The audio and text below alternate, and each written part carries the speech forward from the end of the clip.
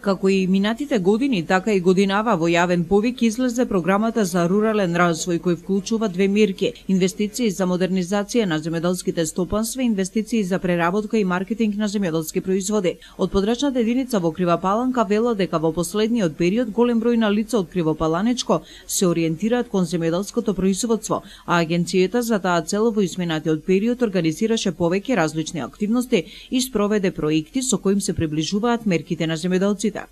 Ние и во месец јанари продолжуваме она активност која што не беше започната во месец декември, значи остваруваме средби со населението и вршиме презентација од областа на правилно користење на пестицидите и на ѓубривата, но еве ја користам и оваа прилика која што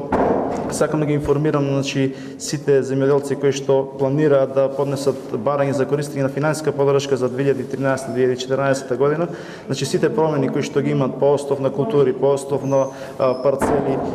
по остов на зголемување или промена во добиток, значи сите да бидат регистрирани во надлежните институции, дали тоа ќе биде ветеринарната станица, дали тоа ќе биде подрачната единица на Министерството за земјоделство, сите тие промени да бидат регистрирани, бидејќи оваа година аплицирањето за финансиска поддршка ќе започне во средината на март и ќе трае до 31 мај 2014 година. Така,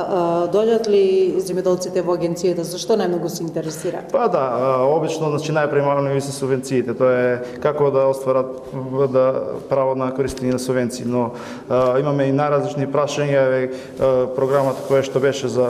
поддршка на руралниот развој, потребни документи за аплицирање, минимум критериуми кои што треба да се исполнуваат, помош при аплицирање и стручни мислења на начин на производство, начини на заштита на земјоделските производи и добиток,